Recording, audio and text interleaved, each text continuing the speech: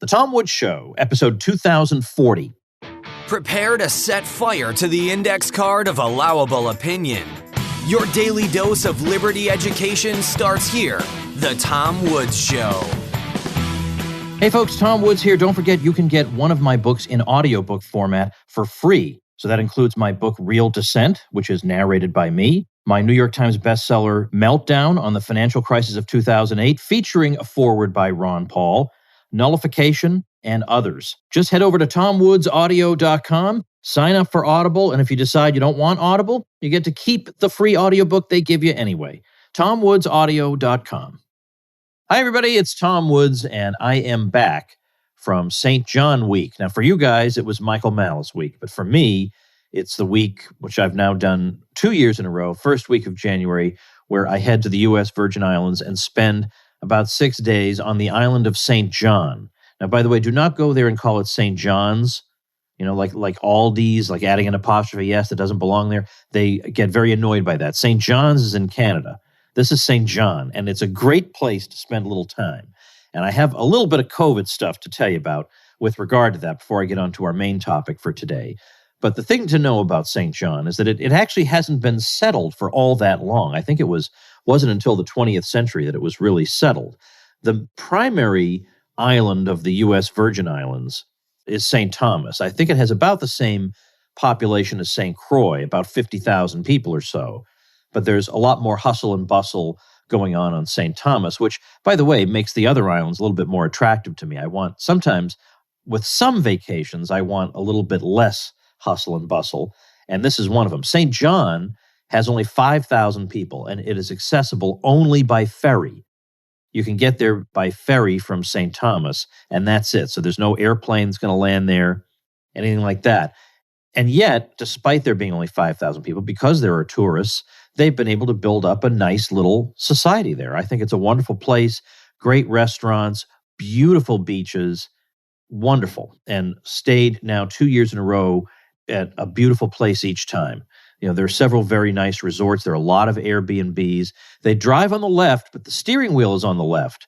In most places, I think when you drive on the left, the steering wheel is on the right, but the steering wheel is on the left. I haven't had the courage to try that yet, so we took the sort of unreliable taxi system there. They have no Uber or Lyft.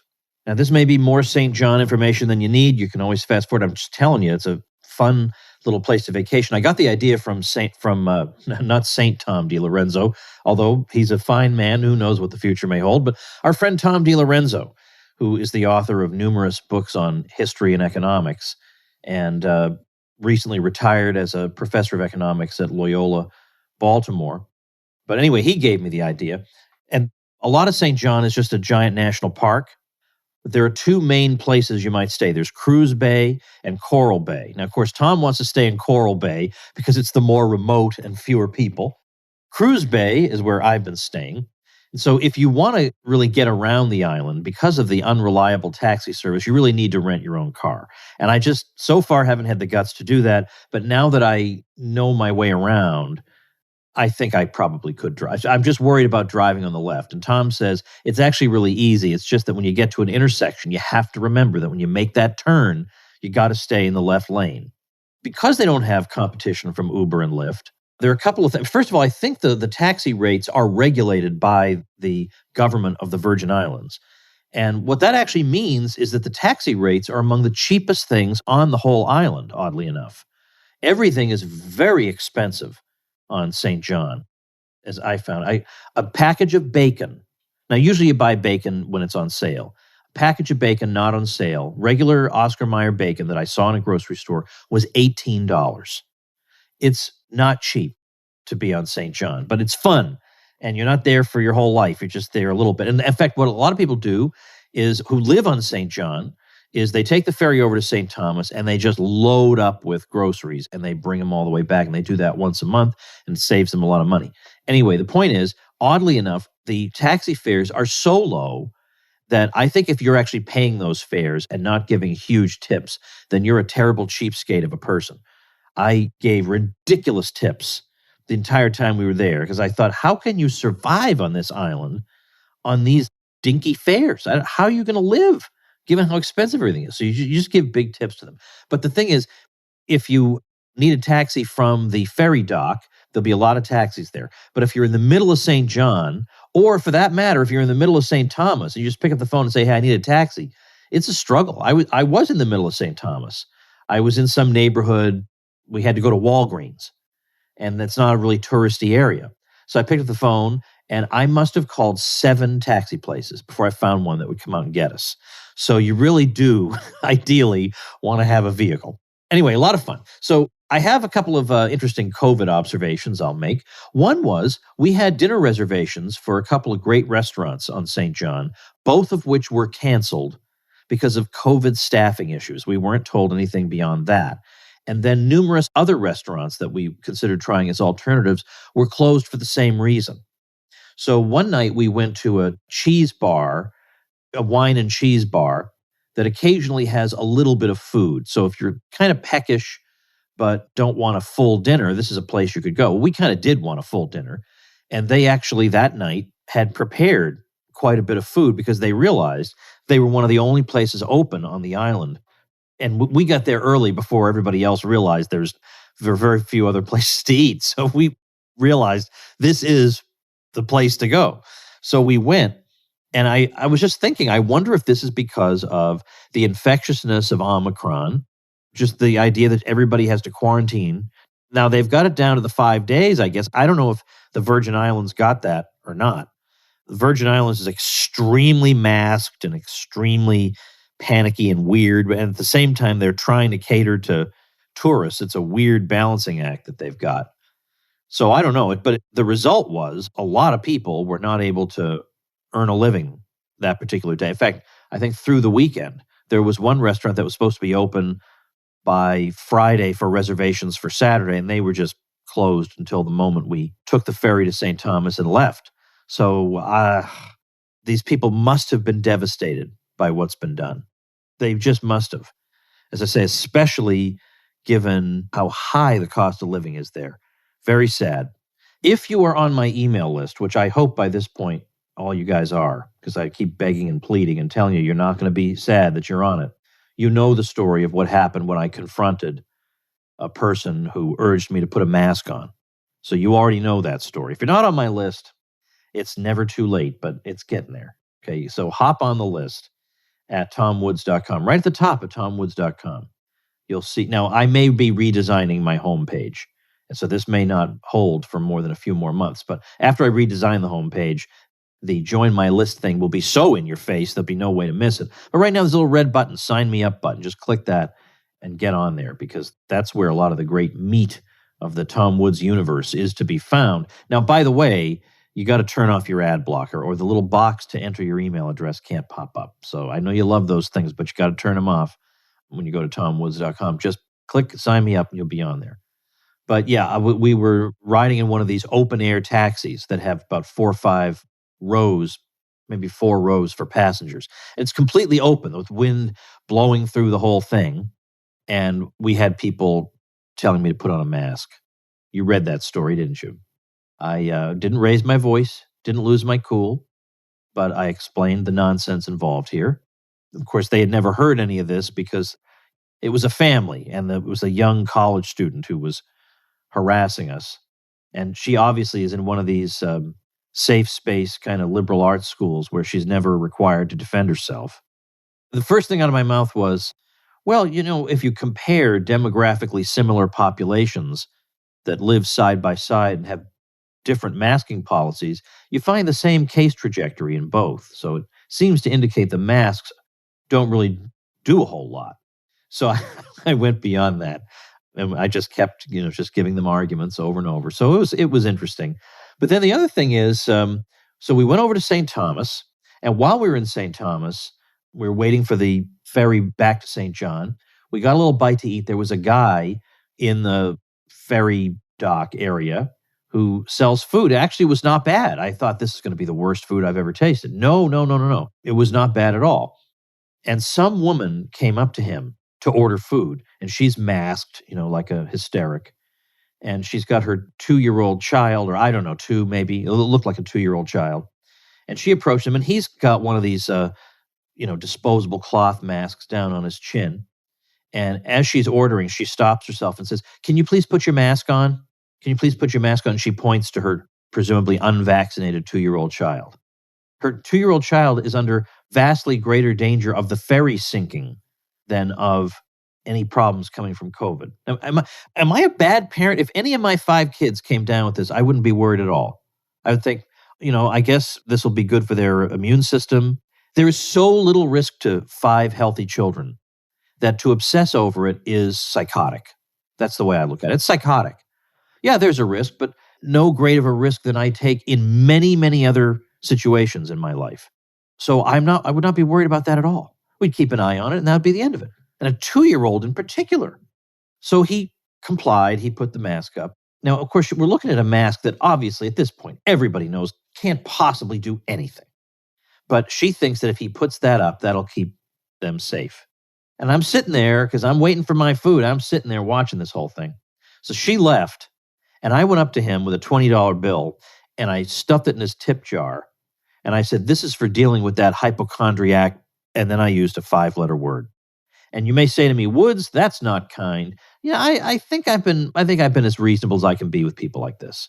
Because this is exactly the kind of person who is forcing insanity on other people's children because of her psychotic inability to assess risk. She is the type of person who has been dividing and destroying societies and families, pitting them against each other because of this craziness, shutting down people's livelihoods. Nope, sorry, no sympathy whatsoever. Your kid's going to be fine. Anybody who isn't completely psychotic knows that. So I said to this guy, "This is for dealing with that psychotic." And he just laughed. He's born and raised in St. Thomas. Laughed and said, "She wanted a fight. I didn't want to give her a fight. I just put the mask on. But I knew she was trying to get me started with a fight. I wouldn't give it to her."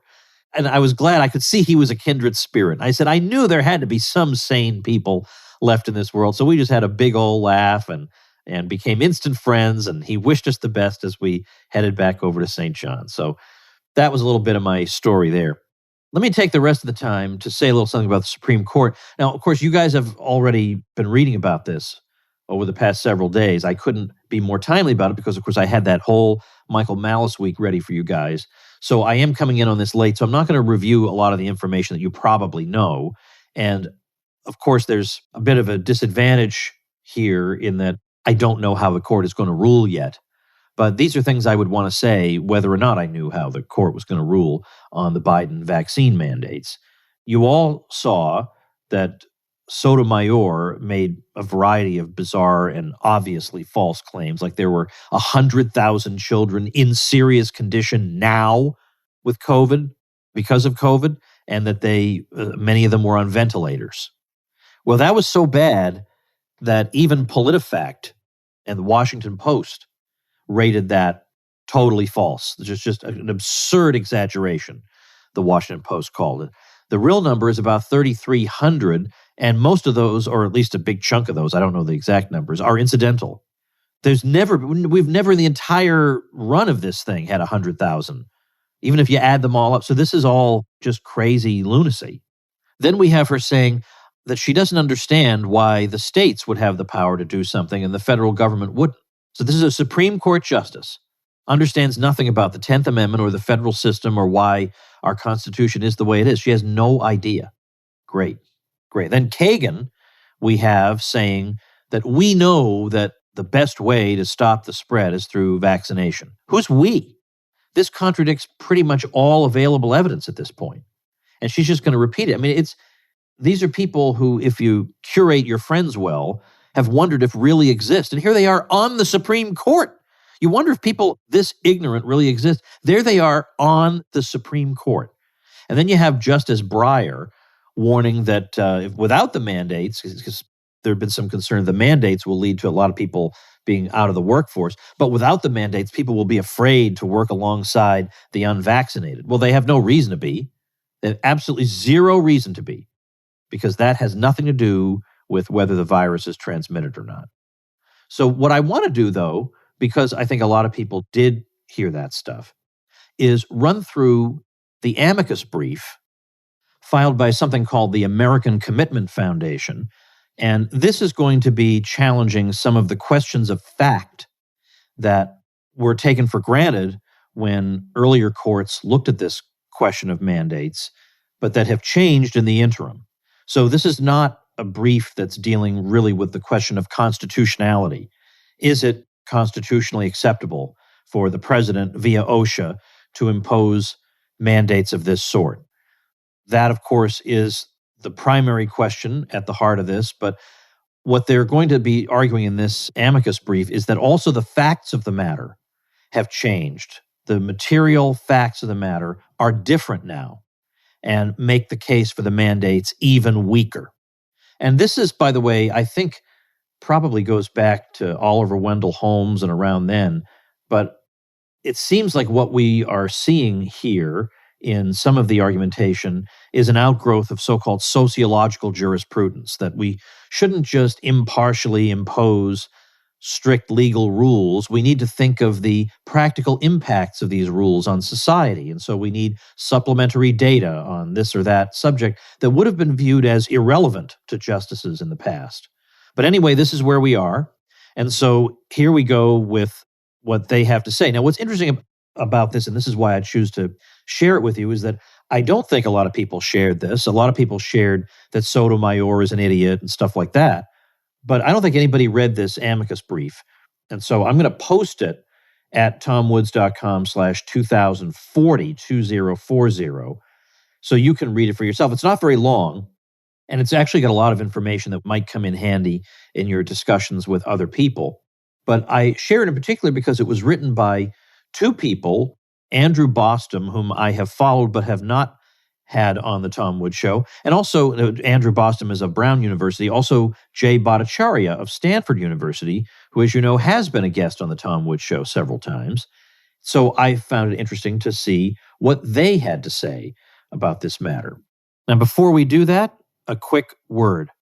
Hey, everybody, it is New Year's resolution time. And how many times have we resolved to be a better this or a better that, and to accomplish this goal or that goal all under our own strength? Now, there's nothing wrong with that, but there's also nothing wrong with admitting that you need a little outside help. And maybe 2022 is the year you resolve to get better with a little help. So if you've been struggling with relationships or depression or anxiety or stress or a multitude of other problems we associate with mental health, let this be the year you reach out and get the help you need. I do not feel the slightest bit of shame in telling you that I myself have used BetterHelp when I needed it. BetterHelp matches you with your own licensed professional therapist based on your particular needs. You can schedule weekly video or phone sessions. You can send messages. You never have to leave your home. You don't have to be confined to the therapists in your geographical area who may not have the specialties you need. It's available to people all over the world. Anything you share is confidential. It's convenient, professional, affordable. Check out the testimonials being posted daily on their site. And by the way, if you feel like the therapist you were assigned isn't quite a fit for you, they'll get you another one. I want you to start living a happier life today. As a listener, you'll get 10% off your first month by visiting betterhelp.com/woods. Join over 1 million people taking charge of their mental health. Again, that's BetterHelp, HELP.com/woods. So here is the introduction and summary of their argument with regard to the facts of the matter. Reads as follows: substantial new factual developments related to the Omicron variant arising after the filing, briefing, and arguing of the original cases substantially undermine the government's justification for the ETS standard, or Emergency Temporary Standard. The Omicron variant is, or will shortly be, the dominant viral strain in the United States, accounting for nearly all new SARS-CoV-2 infections. This significant change in circumstances negates the factual basis for the OSHA order in two ways. It dramatically reduces the risk of severe illness or death, and it renders the existing vaccines ineffective at reducing transmissions, thereby negating any possible societal benefit from mandating their use. The court should completely disregard any fact evidence developed prior to the rise of Omicron, including the original vaccine trials, which showed efficacy against the original wild-type virus, which is no longer in circulation. Presently available vaccines may confer a personal benefit against severe disease from the Omicron variant, but do not confer any demonstrable societal benefit because they do not effectively reduce infections or transmission. They simply cannot protect workers from the spread of SARS-CoV-2 in the workplace. With the Omicron variant now dominant, vaccine mandates cannot possibly stop viral transmission. Therefore, they amount to a personal health mandate akin to a requirement to eat broccoli, exercise, or any number of personal health measures that the court has previously rejected as beyond the scope of legitimate federal power. So then they proceed into the nuts and bolts of the argument. So they say the Omicron variant now accounts for the majority of new SARS-CoV-2 infections in the United States and is expected to represent substantially all new infections within weeks. And they have some charts and they talk about the trajectory in South Africa. And so they say it's likely that by the time the court decides whether to grant a stay, that is let's say, a continued holding off on the enforcement of the mandates until still further discussion can take place. Well, by that point, Omicron will represent basically all the infections in the U.S., SARS-CoV-2, and that fact renders nearly all of the fact evidence in the record obsolete. Then their second heading, Omicron does not present a grave danger. And we even see that in Fauci finally admitting that, by the way. But he'll say, yeah, but the sheer numbers could overwhelm that. Okay, but even he has to admit that the initial data out of South Africa, which the hysterics had to dismiss, they had to say, oh, it's not the right season, and if it were, this would be even worse. I mean, they had to come up with something. And even they have had to say, well, maybe it's not quite as terrible as we thought. I mean, some of them were predicting 75,000 deaths in a matter of weeks, and they've had to walk that back. Likewise, data from Scotland suggests the same optimistic conclusion. We read from the UK, early national data suggests that Omicron is associated with a 2/3 reduction in the risk of COVID-19 hospitalization when compared to Delta. Likewise, a very substantially lower likelihood of hospital admission from Omicron versus Delta, we find in data that has come out from Denmark. The brief then points to research out of Hong Kong University that demonstrates the likely mechanism behind how it could be that Omicron would be more infectious but have reduced virulence. It replicates far more efficiently in the bronchus and upper respiratory tract than Delta, but less efficiently in the lungs. And then finally, they return to data out of South Africa, which shows the case numbers peaking at about 97% of the Delta wave. So similar in terms of those numbers. But the deaths were only 13% of where they were at the peak of Delta. Then they quote some South African scientists saying this, all indicators suggest the country may have passed the peak of the fourth wave at a national level.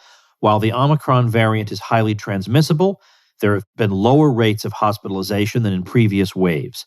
This means that the country has a spare capacity for admission of patients, even for routine health services. And so the first country, says the brief, that experienced a wave of this variant has concluded without a doubt that this dominant variant presents no grave danger. They show that the early data out of the U.S. confirms this, and they say also, which is interesting, that there's strong early evidence that infection with the Omicron variant offers you robust protection against the Delta variant. So even if the Delta variant did still pose a grave danger, it would, according to the brief, be counterproductive, and they italicize the word counterproductive, to stop or slow the spreading of the presently dominant Omicron variant. Well, what does it mean for the working age population, which is what OSHA is supposed to be concerned with? Well, here's how they put it.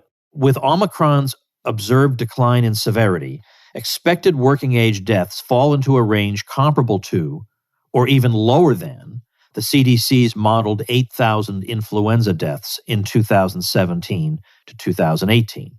Quite simply, the Omicron variant is now a normal respiratory virus, not an unusual, extraordinary, or grave danger. There is no evidence in the record specific to Omicron to support a grave danger finding.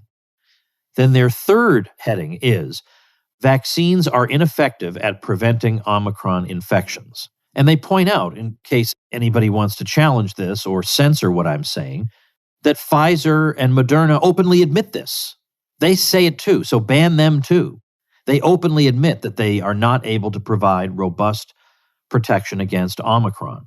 At Duke University, researchers doing work funded by the NIH, which is where Dr. Fauci works, found the same thing.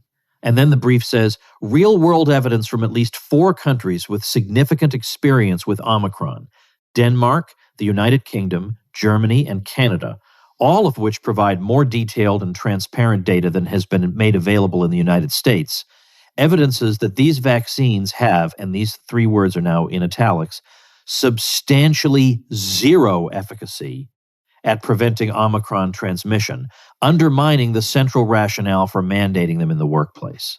And then scientists in Denmark analyzed the data, and they found, and this is something you may have seen online, by the way, and you don't always know just because somebody agrees with me on something or doesn't like Dr. Fauci, doesn't mean they're right on everything. And this one seemed almost too extraordinary to credit, but Bhattacharya and Boston put it in here.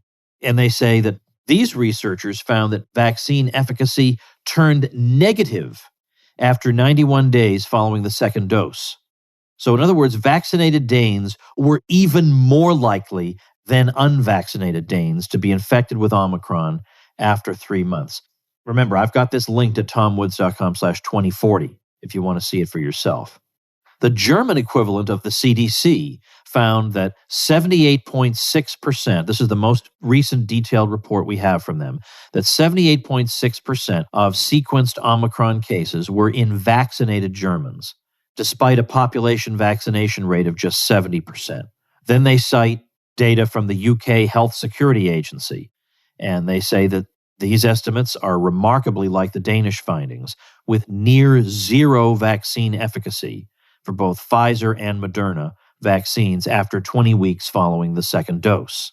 In Ontario, Canada, the case rate per 100,000 fully vaccinated Ontarians has risen sharply above the case rate per 100,000 unvaccinated Ontarians, again suggesting, and again, these are their words in italics, negative vaccine efficacy. Now, bear in mind, Bhattacharya and Boston are sharing other people's findings, not their own, other people's findings. Secondly, Bhattacharya and Boston are not anti-vax. They're not anti-vaccine in principle. So they're not going around trying to find maybe the worst numbers they can possibly find. They really are about as impartial as it's possible for somebody to be here. So they conclude by arguing against the OSHA order, and they say that substantial new factual developments related to the Omicron variant, which arose subsequent to the filing, briefing, and arguing of the original cases, substantially undermine any possible justification for the government's ETS. Even if SARS-CoV-2 did present a grave danger, justifying the ETS at the time it was published, a highly controversial assertion in its own right, at this time, the Omicron virus that presently dominates the field does not even arguably present a grave danger, nor could its transmission be substantially reduced through mandatory vaccination, even if it did present a grave danger. All right, a couple things I want to tell you before we wrap up here. Remember, you can look over this document that I've been discussing. See it for yourself. I put it up at tomwoods.com/2040. I'm sure it's online somewhere, but I got it emailed to me, and so I just posted it up on my own site. So tomwoods.com/2040. You're going to find a lot of great stuff in there, great graphs, a lot of data, footnotes, more studies than I mentioned here in this summary. So I think you're going to find it a really helpful resource. The other thing is, I am making a very important announcement on February 1st, and I will not be making it on the podcast because by the time you guys hear it, it will have passed because it's an announcement that is extremely time sensitive. The announcement is coming February 1st, 2022. It is an announcement of the most important thing I've ever done. And it's an announcement that will warm the hearts, this is what I'll tell you right now, will warm the hearts of people who have just grown accustomed to living in a world where every major institution hates you and is going to try to screw you and ruin your life at every opportunity. And I don't just mean your livelihood. It's far from that. There are a lot of things these people are trying to ruin and destroy and put a boot on your face. And we've just kind of grown accustomed to, I guess that's just the world we live in. Nothing we can do. They're just going to undermine us at every single turn. And people who hate us are going to be barking out orders at us forever and making our lives miserable. Is there really nothing that can be done? I think there is, but it's not what you think. And that's going to be my announcement. So I've already given away too much, if anything. I've already given away too much. But my point is, you're going to want to hear what this is. And to hear what this is, to be the first to hear what this is, because as I say, this is time sensitive. What I'm announcing February 1st goes away February 1st. I'm announcing it at 9 a.m. Eastern Time. And to get the announcement, go to tomwoodsannouncement.com and sign up to hear it. And you say, I don't want to be on another email list, Woods. I will email you that day for that list and then never again. That list will be destroyed after that day. I will email you that day for that list, but never again. This is the most important thing I have ever done, and I'm calling on you guys to join me in it. So tomwoodsannouncement.com is where to go, and I'll see you all tomorrow. Become a smarter libertarian in just 30 minutes a day. Visit tomwoods.com to subscribe to the show for free, and we'll see you next time. Like the sound of The Tom Woods Show? My audio production is provided by Podsworth Media. Check them out at podsworth.com.